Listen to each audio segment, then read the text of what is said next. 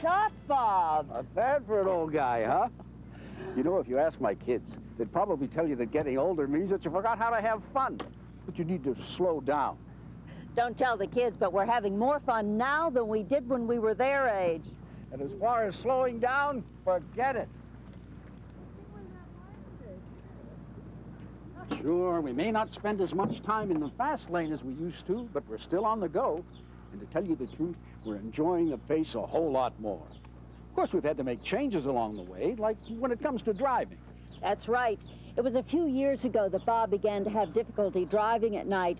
So for safety's sake, he changed his driving habits. At first, it bothered me. I had to admit to myself that I was getting older and that my body was changing, whether I liked it or not. But you know what? I learned that I wasn't alone, and you're not either. We're both here to tell you.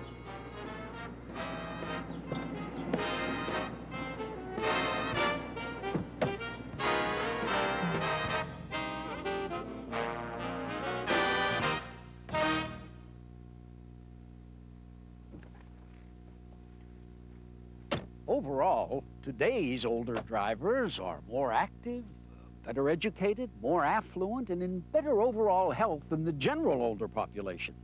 So you see, it's not all bad news. Right off the bat, we're ahead of the game. There are more older drivers on the road today than ever before. But it is true that as a group, the oldest drivers are at a higher risk of having a serious collision per mile driven than any other age group, except for drivers under the age of 25. Crash rates begin rising around age 70.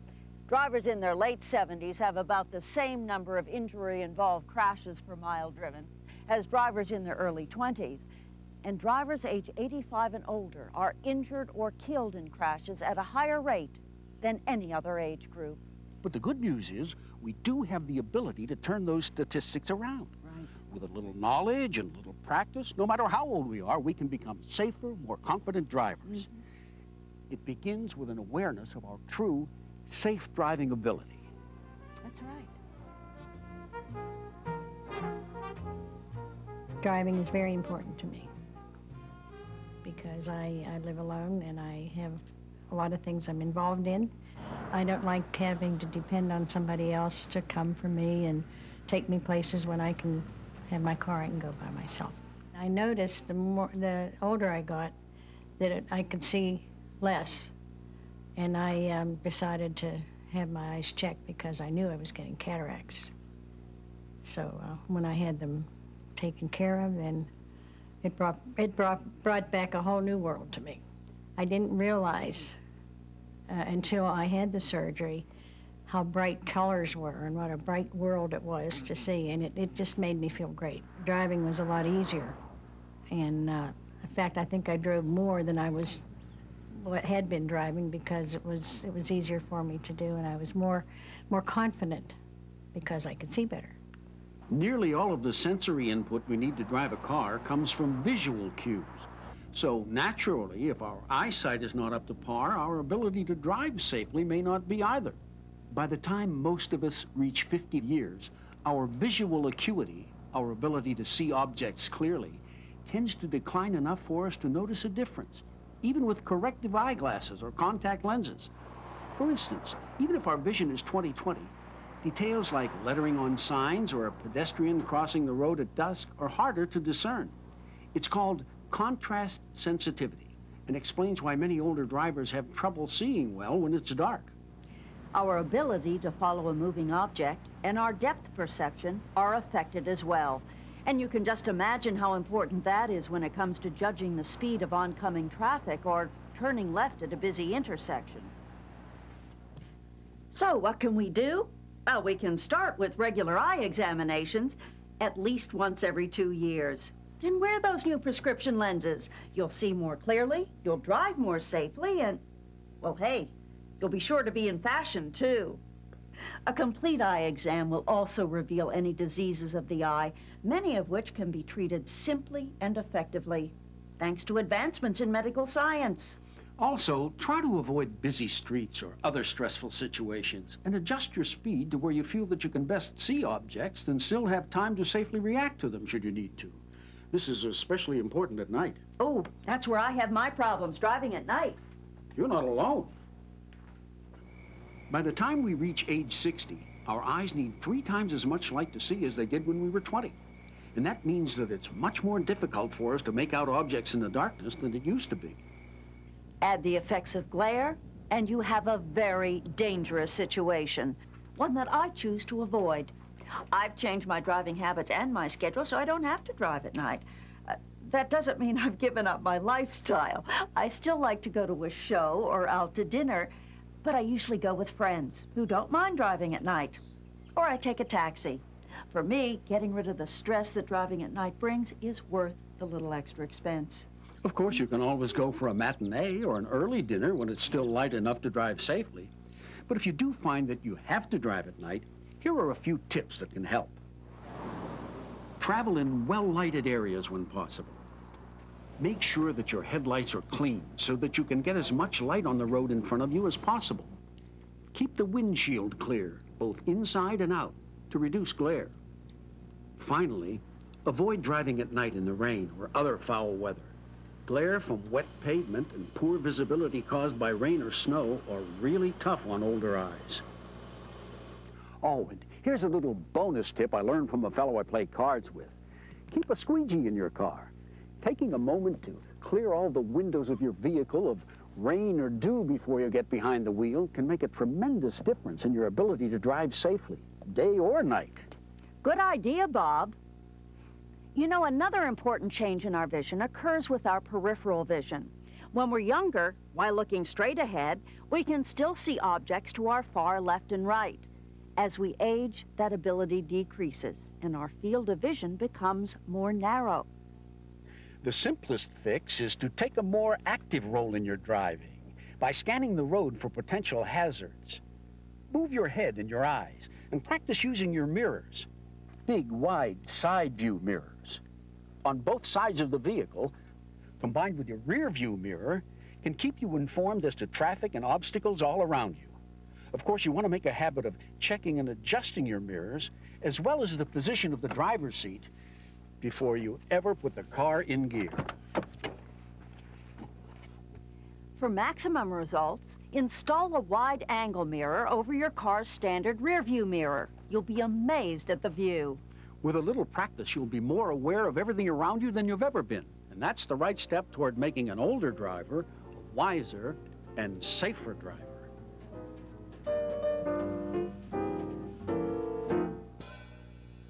Remember the old Jack Benny routine where a bandit puts a gun to Benny's side and says, "Hey, buddy, your money or your life?" As you recall, there was a long silence with no response, after which the thug impatiently repeated, "I said your money or your life." To which Jack answered, "I'm thinking it over." It was a classic comedy routine, and a little like what happens to our decision-making process as we age.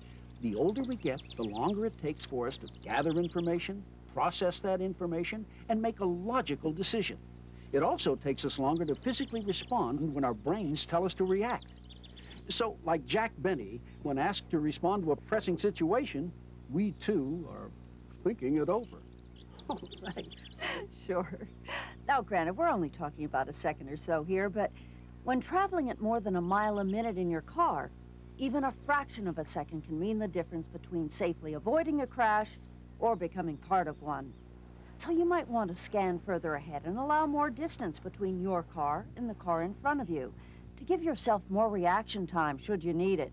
If driving becomes overwhelming or stressful, avoid driving at those times or in situations that cause stress.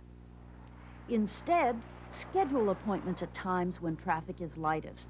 Avoid driving during the morning and evening rush hours. Take an alternate route if you're uncomfortable with freeway speeds and traffic. Avoid distractions in the car. Focus on driving, not on conversations with passengers or tuning the radio. Don't use a cellular phone while driving either. Before you get behind the wheel, plan your trip. Get good directions for a safe route to new destinations. Find out ahead of time where you can park and get a description of the building you're looking for. And when you're on the road, if you find it difficult to judge oncoming traffic or simply too stressful, eliminate left turns across traffic when you can. Instead, make 3 right turns to make that left. It works. So is there any way that we can stop Father Time from playing his tricks? Well, not really. But we can slow down the aging process with a little effort. How? Quite simply, use it or lose it. Routine is our mind's greatest enemy. Like a muscle, if our brain goes unchallenged, it becomes weak and slow.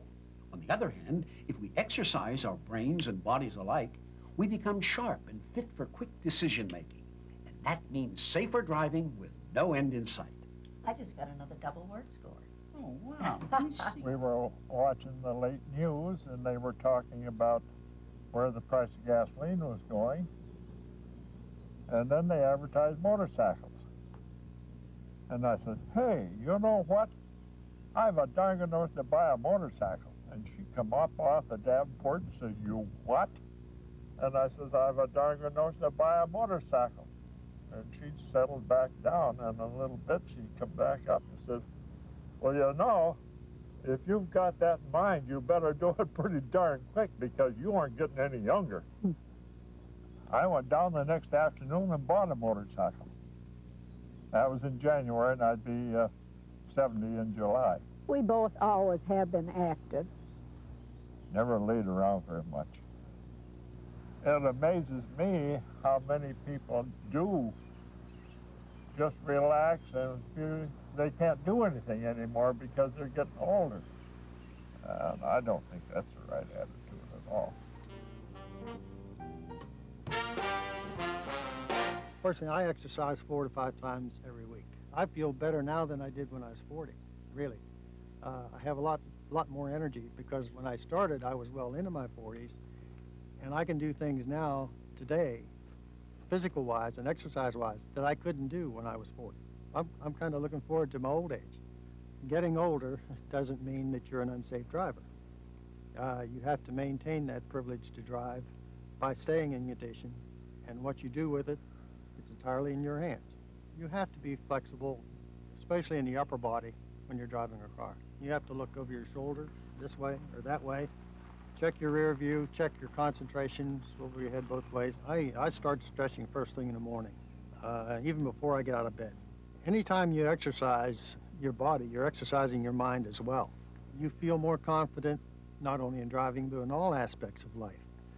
I know my reaction time is slower, though it is pretty good because of my exercising and riding a bike and the activities I do keeps it that way.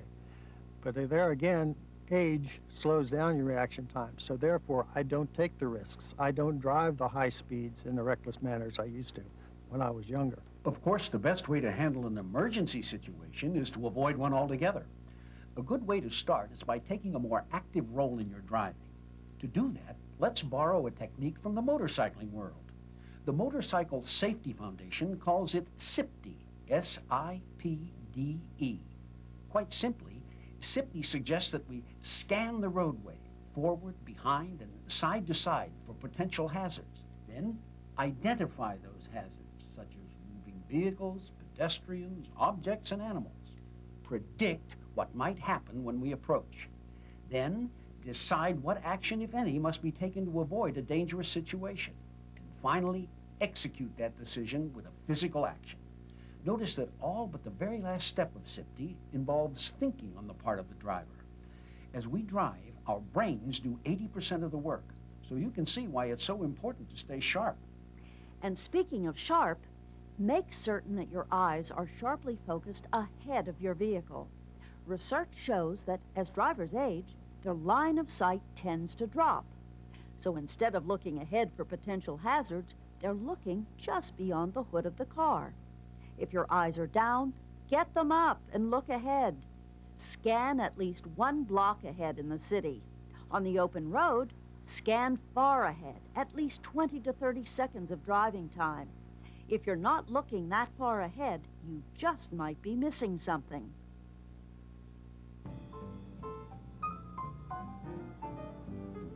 What the doctor ordered may be good for what ails you, but we need to be aware that some medications commonly prescribed to older adults can wreak havoc on our ability to drive. The fact is, except for alcohol, prescribed medication is responsible for more traffic crashes than any single illicit or recreational drug. Recent research suggests the chances of being involved in a crash increase as much as 13 times normal during the first week of using some prescription drugs. Well, that's like driving with a blood alcohol level of more than 0.10, what would be considered legally drunk in most states. So what are these nasty prescription drugs? Let's consult an expert. Most prescription medications have little effect on our ability to drive, but there are certain medications prescribed by doctors to their older patients that can potentially have a dangerous effect on the ability to drive safely. These pharmaceuticals include tranquilizers, narcotic pain pills, sleeping medications, and some antidepressants, cough medicines, antihistamines, and decongestants. Some of these medications are also available over the counter without a prescription. While they're effective as treatment, some may affect your ability to drive safely and operate a vehicle, especially when you first begin to take them. Also, some medications may interact with other medications to produce undesirable side effects. Of course, if your doctor has prescribed the medication, you need to take it. These precautions should not keep you from taking medications as instructed, but should help you understand what you're taking and the potential areas to look out for. Here are some things you can do to help avoid problems. Let your doctor know about all non-prescription or over-the-counter medications you're taking, because some of these interact with your prescription medications. Read the warning labels on the prescriptions and over-the-counter medications.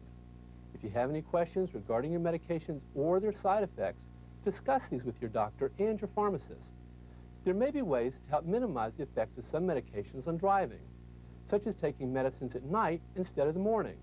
But always check with your doctor before stopping your medications on your own or changing the times that you take them.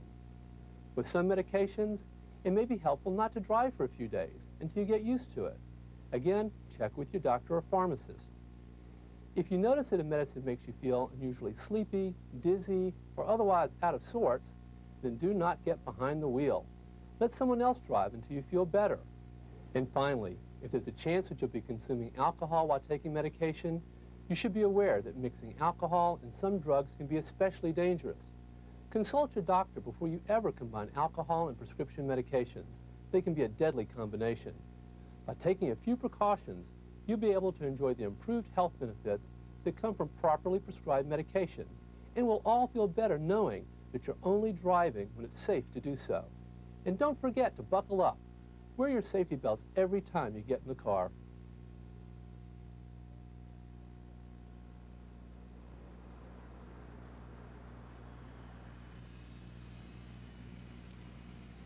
Okay, we both admit that the golden years can sometimes seem a bit tarnished. Our bodies change in ways we wish they wouldn't, and our pace sometimes slows a bit more than we'd like.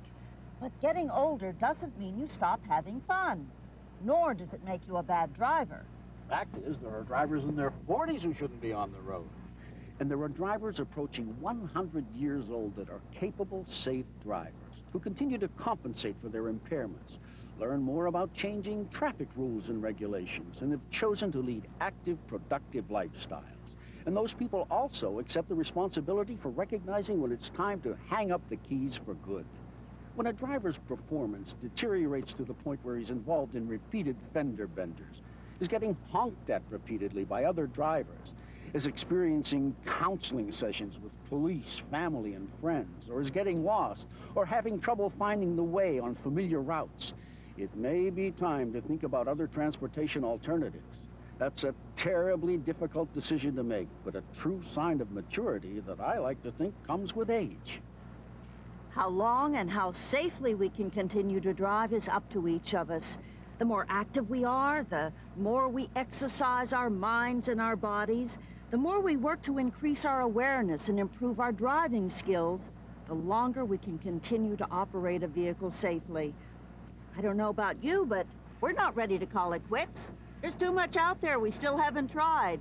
For now, we've got the drive. And we've got the drive to get there. And until we find we can no longer do it safely, we choose to get there as older and wiser drivers. See you on the road.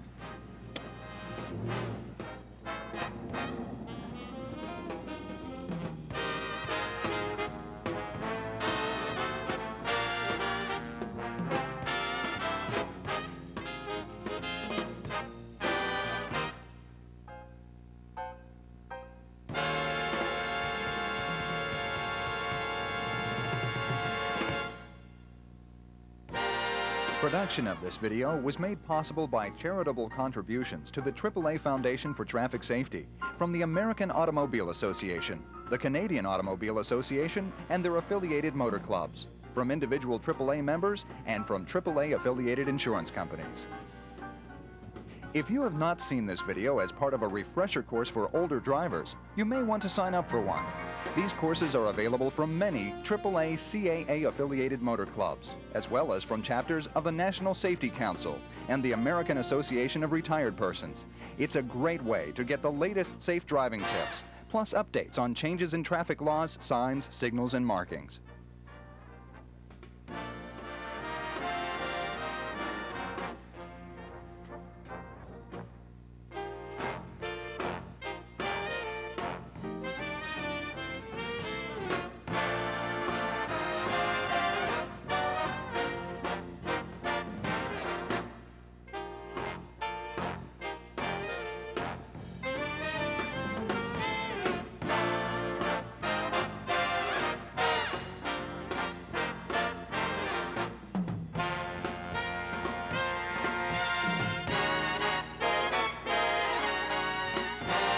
For more information about the effects of aging on driving, contact the AAA Foundation for Traffic Safety at 1440 New York Avenue Northwest, Suite 201, Washington, D.C. 20005.